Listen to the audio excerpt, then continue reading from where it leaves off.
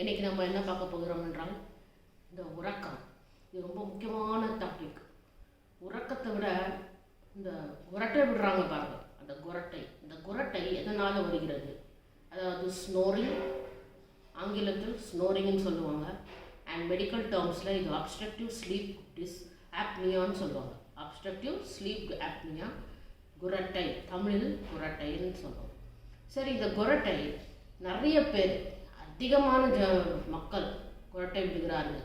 உறங்கும் பொழுது குரட்டை விடுகிறார்கள். ஸோ இந்த குரட்டை எதனால் வருகிறது, அதை எப்படி நம்ம தடுக்கலாம், அது என்னென்ன பிரச்சனைகள் மற்றவர்களுக்கு உற்பத்தி செய்கிறது என்பதை பார்க்கலாம். அதாவது நீங்கள் நல்லா தூங்கிட்டு இருப்பீங்க, குரட்டை விடுறவங்க குரட்டை விட்டுட்டு நல்லா தூங்குவாங்க, அவங்க உறக்கம் நல்லா இருக்கும். ஆனால் மற்றவர்கள், அவர்களை சுற்றி இருப்பவர்களை ரொம்பவும் டிஸ்டர்ப் செய்கிறது இந்த உறக்கம். இந்த உறக்கத்தில் வர குரட்டை பக்கத்தில் இருக்கிறவங்களுக்கு ரொம்ப ரொம்ப தொல்லை. ஏன் இந்த குரட்டை விட்டால் அந்த சத்தத்தினால் அவர்கள் உறங்க மாட்டார்கள். அவங்க பார்ட்னராக இருந்தால் பாவம், அவங்க தலையெழுத்து பார்க்கணும், அவங்க உறங்கவே மாட்டாங்க. ஸோ இந்த நீ நம்ம சுயநலமாக இருக்கக்கூடாது, அதுவும் செல்ஃபிஷாக இருக்கக்கூடாது. நம்ம மட்டும் நல்லா உறங்கினால் போதாது, மற்றவர்கள் நம்ம சுற்றி இருக்கிறவங்க நிம்மதியாக உறங்க வேண்டும். அவங்களும் நிம்மதியாக உறங்கவில்லை என்றால் அவர்களுக்கு என்ன ஆகும்? பாவம், அவங்க ரொம்ப லைஃப்பில் டல்லாக இருப்பாங்க, எல்லார் மேலேயும் கோவப்பட்டுட்டு இருப்பாங்க.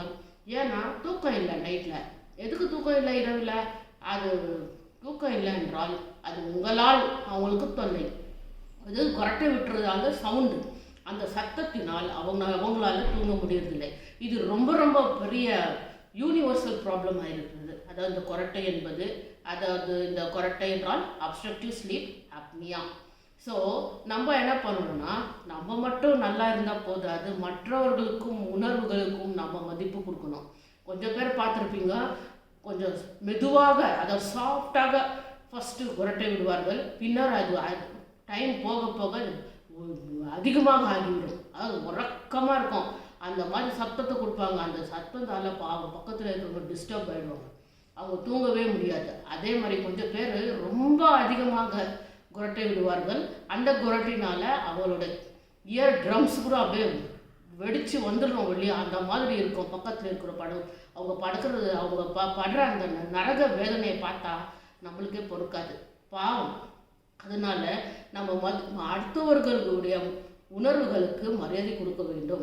அதனால் அவர்களும் நன்றாக உறங்க வேண்டும், அவர்களும் வாழ்க்கையில் நிம்மதியாக வாழ வேண்டும், ஆரோக்கியமாக வாழ வேண்டும் என்றால் நீங்கள் உங்கள் குரட்டை விடுவதை தடுக்கணும். ஸோ இந்த குரட்டை எதனால் வருகிறது என்பதை, இதில் குரட்டை என்றது ஸ்னோரிங் என்பது எல்லாருக்குமே தெரியும். நிறைய பேரை நீங்கள் பார்த்துருப்பீங்க. அதை நீங்கள் என்ன பண்ணணும்னா, ஒரு அவாய்ட் பண்ணணும்னா ஒரு ரெக்கார்டிங் எடுத்துகிட்டு அதை அவங்களுக்கே காட்டுங்க. ஒரு வீடியோ ரெக்கார்டிங் எடுத்துகிட்டு நீங்கள் ராத்திரியில் இந்த மாதிரி ஸ்னோர் பண்ணியிருக்கிறீங்க, அதனால் இந்த மாதிரி எங்களுக்கு தூக்கமே வரலன்னு இப்படி காமிச்சு விட்டாலும் போதும், அவங்களுக்கு அந்த மைண்ட் கொஞ்சம் இதாகும், அது அவங்களுக்கு கொஞ்சம் உரைக்கும். இந்த மாதிரி நம்ம குரட்டை விடக்கூடாது, இதனால் எவ்வளோ பேர் டிஸ்டர்ப் ஆகுறாங்கன்னு தெரியும். சரி, இந்த வீடியோவில் நம்ம என்ன பார்க்க போகிறோம் என்றால், அது சுலபமாக இந்த குரட்டையை எப்படி நம்ம அடக்க முடியும், அது எப்படி நம்ம இதை நம்ம தடுக்க முடியும், குரட்டை இல்லாமல் நன்றாக எப்படி உறங்க முடியும் என்பதை இந்த வீடியோவில் பார்க்கலாம். நம்பர் ஒன் என்ன பண்ணும் என்றால், ஃபஸ்ட்டு நம்ம உறங்கும் பொழுது நேராக உறங்கினால், அதாவது ஒரு லெஃப்ட் சைடு இல்லாமல் ரைட் சைடு இல்லாமல் வலது பக்கம் இல்லாமல் இடது பக்கம் இல்லாமல் நேராக உறங்கினால் என்ன ஆகும் என்றால், நம்மளுடைய மூக்கில் உள்ள அந்த ஏர் பேசேஜ் எல்லாம் அடைச்சி விடும். கொஞ்ச நேரம் என்ன ஆகும், நீங்கள் அப்படியே தூங்கிட்டே இருந்தீங்கன்னா அந்த நேரான பொசிஷனில் தூங்கிட்டு இருந்தால் என்ன ஆகும் என்றால், நம்ம நாக்கு உள்ளே போய்விடும். உள்ளே போகும்போது அது அந்த காற்று உள்ளே நம்ம நுரையீரலுக்கு போகிற அந்த ஏர் பேசேஜை அடைச்சி விடும். அந்த அடைப்பதினால் தான் நமக்கு அந்த சவுண்ட் வருகிறது, அதாவது குரட்டை என்ற சவுண்ட் வருகிறது. மூச்சு விடும் பொழுது ரொம்ப சவுண்ட் வருது, அதான் குரட்டை. ஸோ இந்த குரட்டை அதனால் என்ன பண்ணணும்னா, நேராக படுக்கிறது. உறக்க ஸ்டார்ட் பண்ணும்போது இரவில் நம்ம ஃபஸ்ட்டு நேராக படுக்கக்கூடாது. ஏதாவது ஒரு சைடு, வலது பக்கமாகட்டும் இடது பக்கமாகட்டும் படுத்துக்கணும். அதாவது left side or right side படுத்துக்கணும். ஸோ இந்த லெஃப்ட் சைட் படுக்கிறதுனால உங்களுக்கு என்ன பயன் என்றால், லெஃப்ட் சைடில் படுத்தால் நம்ம டைஜஷன் நல்லா ஆகும். நம்ம சாப்பிட்ற உணவு நல்லா செரிமானமாகும். அதனால் அது இந்த ஏர் பேசேஜ் கூட ரொம்ப ஓப்பன் ஆகி மூச்சு விடுறதுக்கு நல்லா அப்போது நேசல் பேசேஜஸ்லாம் ஓப்பன் இருக்கும். அந்த ஓப்பனாக இருக்கும்போது நீங்கள் மூச்சு நல்லா விட்டாலும் அந்த சவுண்ட் வராது. அதே மாதிரி ரைட் சைடு படுத்தாலும் கூட அதே ரைட் சைடு அதாவது இடது பக்கம் படுத்தாலும் இன்னும் ரொம்ப அற்புதமானது. அதாவது நம்ம நேசல் கேவிட்டி ஓப்பனாக இருக்கும். பேசேஜஸ்ஸு அந்த அடைப்புகள் அந்த இதெல்லாம் போகாமல் காற்று நல்லா போகும். மூச்சு விடும்போது நல்லா காற்று போகும். அதனால் ரைட் சைடு படுக்கிறது ரொம்ப ரொம்ப உத்தமமானது. அதுக்கப்புறம் டே டைம் அதாவது நம்ம இரவில் உறங்கும் பொழுது இந்த மாதிரி உறங்கணும். அது டே டைமில் நம்ம உறங்கும் பொழுது சர்வாங்காசனம்னு நான் சொல்லியிருக்கிறது எப்படின்னா இந்த டெட் பாடி போஸ் அந்த டெட் பாடி மாதிரி நம்ம படுத்திருந்தால் அப்போ என்ன ஆகும், உங்களுக்கு அந்த ஸ்ட்ரெஸ் எல்லாம் நல்லா கம்மியாகும். உடலில் ஸ்ட்ரெஸ் கம்மியானாலே போதும், உங்களுக்கு உறக்கம் நன்றாக வரும். இரவில் படுத்த உடனே நல்லா உறங்கி விடலாம். அதுக்கப்புறம் உங்களுக்கு அந்த கொரட்டை சத்தம் வராது. ஸோ இந்த கொரட்டை நீங்கள் அப்படியே அடித்து கொள்ளலாம். ஸோ இது ஒரு முக்கியமான பாயிண்ட்டு. அதுக்கப்புறம் லெஃப்ட் சைட் படுக்கிறது ரொம்ப ரொம்ப உத்தமம். ஆனால் ரைட் சைட் படுக்கிறது ரொம்ப உத்தமம். ஆனால் நேராக படுத்தால் உங்களுக்கு கொஞ்சம் ப்ராப்ளம் ஆகும். அது உங்கள் நேசல் கேவிட்டி இருக்கிற ஏர் பேசேஜஸ் அடைத்து விடும்.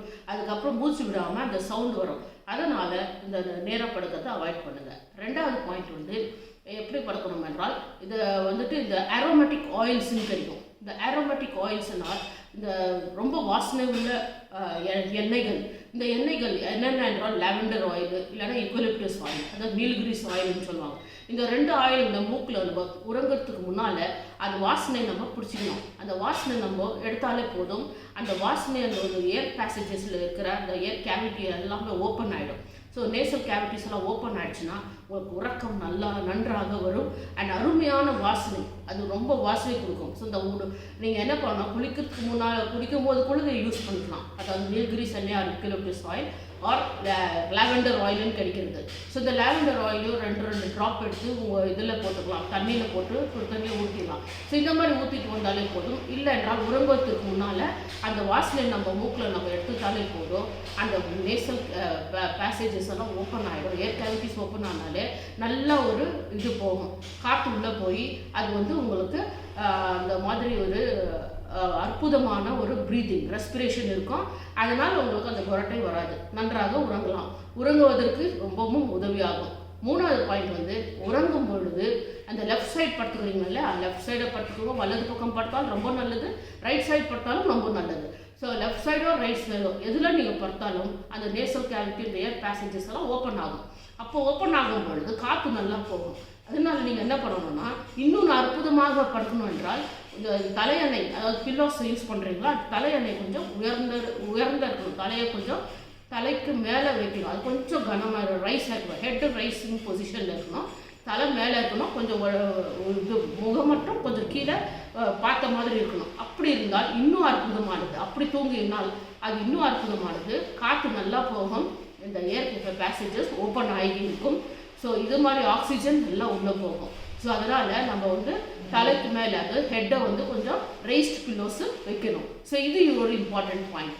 4வது பாயிண்ட் என்னவென்றால் தூங்கிறதுக்கு முன்னால் எந்த செடேட்டிவ்ஸும் சாப்பிடக்கூடாது. அதாவது நிறைய பேருக்கு இந்த மாதிரி பழக்கங்கள் இருக்கிறது.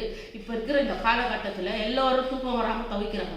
ஸோ தூக்கம் வர்றதுக்கு அவங்க என்ன பண்ணுறாங்க, நிறைய ஸ்லீப்பிங் டேப்லெட்ஸு அது இல்லைன்னா இந்த டீகன்ஜஸ்டன்ஸு அது ஏதாவது சாப்பிட்றாங்க. ஸோ அதனால் சாப்பிட்றதால என்ன ஆகுது, இந்த டீகன்ஜஸ்டன்ஸ் செடேட்டிவ் சாப்பிட்றதால அது ஏர் பேசேஜஸ் எல்லாம் அடைப்பு வந்துடுது. அது உங்களால் மியூக்கஸ் ஃபார்ம் ஆகிடுது. மியூக்கஸ் ஃபார்ம் ஆகிறதால உங்களுக்கு உறக்கம் வருவதில்லை. அதனால் நீங்கள் மூச்சு விடுறதுக்கு திணறுவீங்க.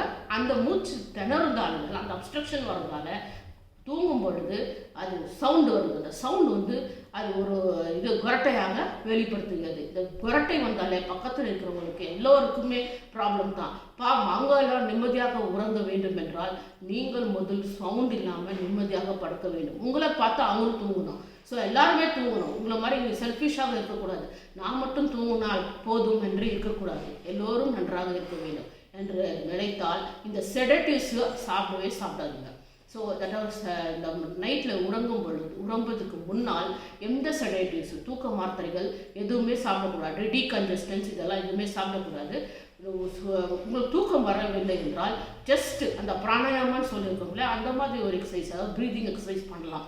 ரைட் சைடில் உள்ளே விடணும் ப்ரீத் இன், அண்ட் லெஃப்ட் சைடில் வெளியே விடணும், லெஃப்ட் நாஸ்ட்ரில் வெளியே விடணும். ஸோ இந்த மாதிரி பண்ணிகிட்டே வாங்க. கொஞ்ச நேரத்தில் உங்களுக்கு 5-10 நிமிஷத்தில் உங்களுக்கு தூக்கம் வந்துடும். இல்லை அப்படியும் வரவில்லை என்றால் படுத்து விட்டு கொஞ்ச நேரம் இந்த அப்டாமினல் ப்ரீத்திங் செய்ய வேண்டும். அப்டாமினல் ப்ரீத்திங்னா இது வயிறு மேலே உங்கள் அப்டாமின் மேலே கையை வச்சுக்கிட்டு கொஞ்சம் ப்ரீத் இன் பண்ணும்போது கொஞ்சம் வயிறு கொஞ்சம் மேலே வரும், அதே மாதிரி ப்ரீத் அவுட் பண்ணும்போது உள்ளே போகும். ஸோ இந்த மாதிரி செய்துட்டு வந்தாலும் இது ஒரு 5-6 தடவை செய்துட்டு வந்தாலே உங்களுக்கு நல்ல தூக்கம் வந்துடும். ஸோ அப்போ மூச்சு விடுறதுக்கு நல்லா இதாகும். அதுக்கப்புறமா நீங்கள் ரைட் சைடோ லெஃப்ட் சைடோ படுத்துக்கலாம். ஸோ இந்த மாதிரி படுத்துட்டு வந்தாலே this is called diaphragmatic breathing. So இந்த மாதிரி செய்துட்டு வந்தாலே உங்களுக்கு அந்த உறக்கம் நல்லா வரும். அதை விட்டுட்டு தூக்க மாத்திரை அதை இதை போட்டுக்கிறேன், டீகன்சிஸ்டன்ஸ் குடிக்கிறேன், கொஞ்சம் பேர் காஃப் சிரப் குடிப்பாங்க. காஃப் சிரப்பு இந்த வயதானவர்களை நீங்கள் பார்த்துருக்கலாம், இந்த மூதாட்டிங்கெல்லாம் எப்போ பார்த்தாலும் தூக்கம் வரலன்னா அந்த காஃப் சிரப் கொடுப்பா, நான் குடிச்சிட்டேன்னா அது நல்லா ஆகிடும், எனக்கு தூக்கம் வந்துடும் அப்படி சொல்லுவாங்க. ஆனால் அந்த மாதிரிலாம் பண்ணவே கூடாது. டீகன்ஜஸ்டன்ஸ் எதுவுமே சாப்பிடக்கூடாது, செடேட்டிவ்ஸு இந்த மாதிரி ஒரு எக்ஸசைஸ் யோகா இதெல்லாம் பண்ணி இருக்குது நம்ம கையில். அது நம்ம கற்றுட்டாலே போதும் உங்களுக்கு நல்ல உறக்கம் வரும். ஸோ இதை மாதிரி செஞ்சுட்டு வரலாம். இன்னொன்று 5வது என்னென்ன உணவுகள் கூட பார்க்கணும். இந்த உணவுகளில் எதாவது நம்ம விட்டுட்டு வரணும் என்றால் உணவுக்கு முன்னால் நம்ம இன்னொரு பாயிண்ட் மறந்துட்டோம். அதாவது இன்னொரு ப்ரீத்திங் எக்ஸசைஸ் ஒன்று இருக்குது, அற்புதமானது. இது கிளாவிகுலர் ப்ரீத்திங். கிளாவிகுலர் ப்ரீத்திங்னா நம்ம ஷோல்டருக்கும் நம்ம கழுத்துக்கும் நம்ம கொஞ்சம் எக்ஸசைஸ் கொடுக்கணும். ஸோ அது யோகா பண்ணுறது. ஸோ அது மாதிரி ப்ரீத் பண்ணது கொஞ்சம் கழுத்து தோல் பகுதி அந்த கழுத்து பகுதி கொஞ்சம் மேலே தூக்கி ப்ரீத் பண்ணாலே, ப்ரீத் இன் ப்ரீத் அவுட் பண்ணாலே உங்களுக்கு அந்த கழுத்தில் இருக்கிற அந்த சதை மசில்ஸு ரொம்ப தடியமாக இருக்கும். கொஞ்சம் பேருக்கு அந்த நீங்கள் கழுத்து பார்த்தீங்கன்னா ரொம்ப பெருசாக இருக்கும், அதாவது அவங்க ஃபேட் ரொம்ப நிரம்பி கிடக்கும். ஸோ அதனால் அதை முதல் ரெடியூஸ் பண்ணணும்.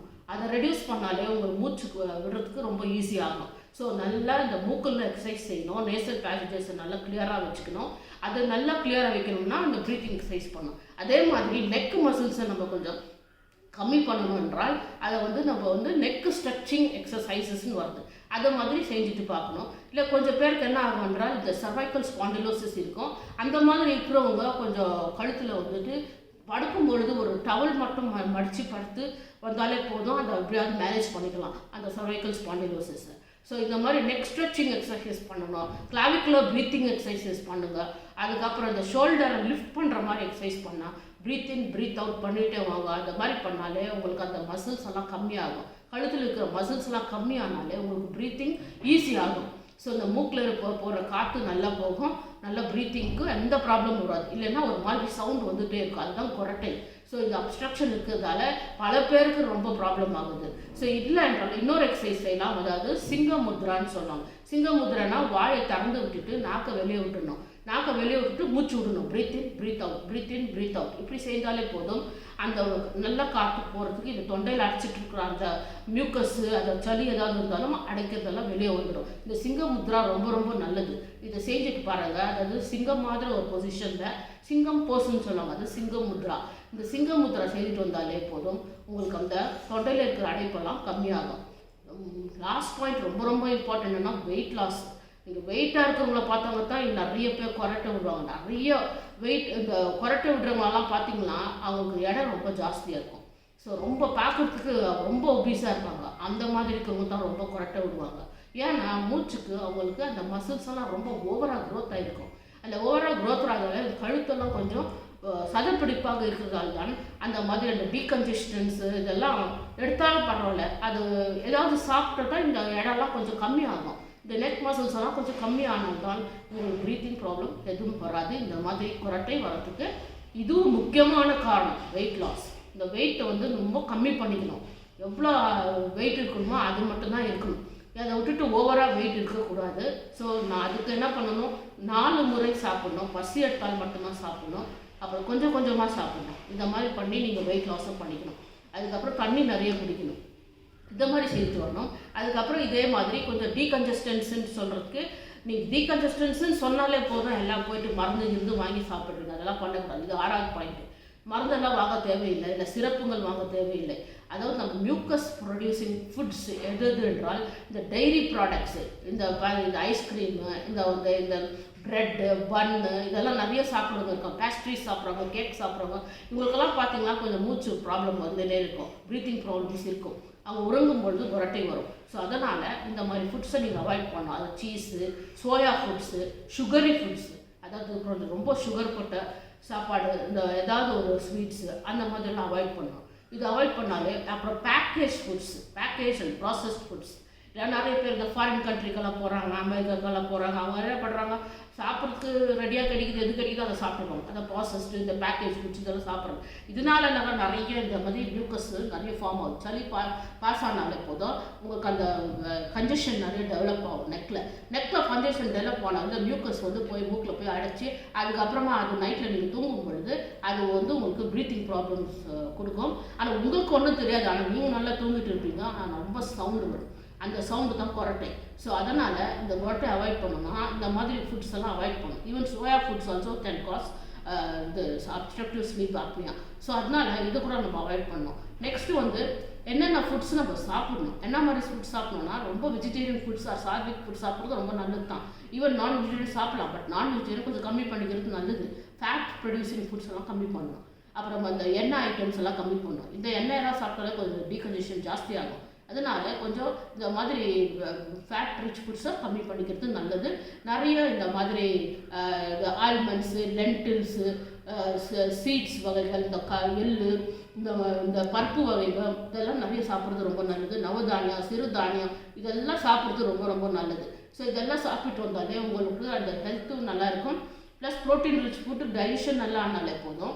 அந்த கழுத்தில் இருக்கிற அந்த அப்ஸ்ட்ரக்ஷன், அந்த மியூக்கஸ், அந்த சளி போட்டு அடைக்கிறது, இதெல்லாம் உங்களுக்கு கம்மியாகும். ஸோ இது மாதிரி நீங்கள் அவாய்ட் பண்ணிட்டு வந்தாலே, இந்த ஃபுட்ஸ்லேயே நீங்கள் அவாய்ட் பண்ணாலே போதும், உங்களுக்கு அந்த மாதிரி ஸ்னோரிங் வராது. ஸ்னோரிங் மற்றவங்களுக்கு ப்ராப்ளம் கொடுக்காது, மற்றவங்களுக்கு ரொம்ப தொலை கொடுக்குறதுன்றால் ஸ்னோரிங் தான். இந்த உலகத்திலே பார்க்குற ஒரே ஒரு ப்ராப்ளம் என்னென்றால் ஸ்னோரிங் தான். இதுதான் ஃபஸ்ட்டு வர்ற மென்டல் ப்ராப்ளம். ஸோ எல்லாருக்கும் அது உங்களுக்கு வராது, மற்றவங்க உங்களை சுற்றி இருக்கிறவர்களுக்கு தொந்தரவு கொடுக்கக்கூடாது. அவங்களும் நல்லா இருக்கணும். இல்லைன்னா அவங்களுக்கு உறக்கம் வராது. அதுக்கப்புறம் அதை என்ன பண்ணுவாங்க, அவங்க ரொம்ப டல்லாகிடுவாங்க வாழ்க்கையில். அவங்களும் டல்லாகி எல்லார் மேலேயும் கோபப்பட்டு அதுக்கப்புறம் உணர்ச்சி வசப்பட்டு எந்த வேலையும் நடக்காது. ஸோ இதை மாதிரி நீங்கள் அவாய்ட் பண்ணணுன்னாக்கா, நீங்கள் உங்கள் ஸ்னோரிங் வருதுன்னு யாராவது சொன்னாங்கன்னா நீங்கள் அதை அவாய்ட் பண்ணுற வழியே பாருங்கள். ஸோ நீங்கள் நல்லா இருந்தால் தான் மற்றவங்களும் நல்லா இருக்க முடியும். அதனால் இதெல்லாம் ஃபாலோ பண்ணுங்கள். இது ரொம்ப சிம்பிள் ப்ரொசீஜர்ஸ். அப்புறம் நிறைய 8th பாயிண்ட் முக்கியமானது யோகாசனம். இந்த யோகாசனத்தில் நிறைய ஆசனங்கள் இருக்குது. அதெல்லாம் ரொம்ப கஷ்டம் கிடையாது. வக்ராசனம், வஜ்ராசனம், கோணாசனம், அப்புறம் இந்த தாளாசனம், இதெல்லாம் பண்ணாலே போதும், உங்களுக்கு நல்ல உறக்கம் வரும். அந்த அப்ஸ்ட்ரக்ஷன் மூக்கில் வராது, நேசல் கேவிட்டிஸ் ஓப்பன் ஆகும். ஸோ இந்த மாதிரி ப்ரீத்திங் எக்ஸசைசஸ் பண்ணலாம். அப்புறம் பிராணாயாமா நம்பர் 3 and நம்பர் 4, அது ரைட் சைடு லெஃப்ட் சைடு நிறைய பிராணாயாமா எக்ஸசைசஸ் இருக்குது. இதெல்லாம் ப்ரீத்திங் எக்ஸசைஸ் பண்ணிகிட்டே இருந்தாலே போதும். இது ரொம்ப கஷ்டமான எக்ஸசைஸ்லாம் கிடையாது. இந்த மாதிரி யோகாசனம் பண்ணுங்கள். அந்த ப்ரீத்திங் ப்ராப்ளம்ஸ் வராமல் இருக்கிறதுக்கு இதை மாதிரி பண்ணாலே போதும். உங்களுக்கு ஏன் இந்த மாதிரி ப்ராப்ளம், உங்களுக்கு இந்த ப்ராப்ளம் வரத்துக்கு காரணமான இந்த குரட்டை மட்டும் இல்லை, வேறு எந்த ப்ராப்ளம் இருந்தாலும் சரி, க்ரோனிக் டிசீசஸ் வருது, ரெஸ்பிரேட்டரி ட்ராக்டில் சைனஸ் ப்ராப்ளம், இதெல்லாம் எதுவுமே வராதுன்னா இந்த மாதிரி ஆசனங்கள் நீங்கள் செய்யணும். அதுக்கப்புறம் நெக்ஸ்ட்டு ஜலநித்தின்னு ஒன்று இருக்குது. அது மூக்கை தண்ணி போட்டு க்ளீன் பண்ணுறது, டிஸ்டில் வாட்டர். அது நல்ல ஒரு யோகாசன பயிற்சியாளரை வச்சு நீங்கள் பண்ணிக்கலாம். Next important point alcohol. இந்த ஆல்கோஹாலை விட்டுருணும். அந்த குடிக்கிறவங்களை பார்த்தீங்கன்னா அவங்க தூங்கும்போது ரொம்ப சவுண்டு இருக்கும், ரொம்ப பயங்கரமான குரட்டை விடுவாங்க. அவங்க அந்த குரட்டையை பார்த்தீங்கன்னா அது ஒரு மாதிரி விசித்திரமாக இருக்கும். உங்களால் ஒன்றுமே பண்ண முடியாது. எதனால் அப்படி வருதுன்னா, இந்த ஆல்கோஹால் சாப்பிட்றதால ஆல்கோஹாலால் ரொம்ப அப்ஸ்ட்ரக்ஷன் ஆகுது ரெஸ்பிரேட்டரி பேசேஜஸில், இந்த ஏர் கேவிட்டிஸில் காற்று சரியாக போடுறதில்ல. அப்புறம் சளி உற்பத்தி ஆகும். அதாவது ஆல்கோஹாலோட வேலையே அதுதான். அதனால ஆல்கோஹாலை அவாய்ட் பண்ணுறது ரொம்ப ரொம்ப நல்லது. ஸோ யார் குடிக்கிறாங்களோ அவங்கெல்லாம் இந்த ஆல்கோஹாலை அவாய்ட் பண்ணுறது ரொம்ப நல்லது.